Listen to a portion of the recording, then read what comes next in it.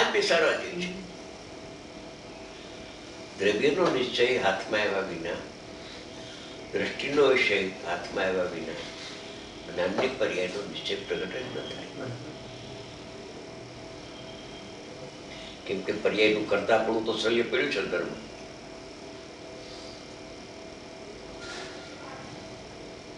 પરને જાણો નિષેધ ક્યાંથી આવે? આ પણ અનુક્રમ છે, આ પણ અનુક્રમ છે. પેલું અકર્તા પછી જ્ઞાયક જ્ઞાતા એમ લીધું છે. છઠ્ઠી ગાથા એમ લીધું છે.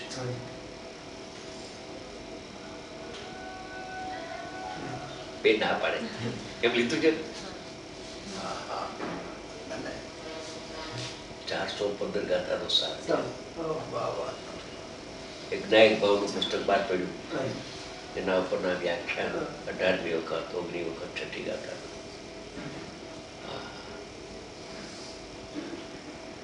અનુક્રમ છે. આ કરતા બુદ્ધિ રાખે અને પરનું જ્ઞાતાપણું છૂટે.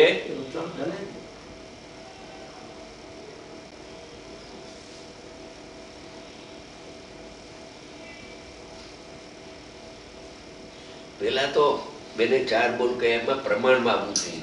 એટલે પરની હારે કાંઈ સંબંધ નથી.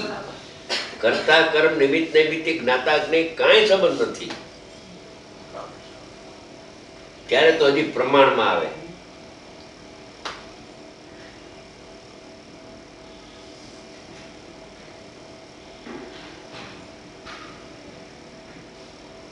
अलौकिक बात है प्रमाण में ही आना. अलौकिक पर चतुष्ट से भिन्न पढ़ना असाधारण प्रमाण है आपका.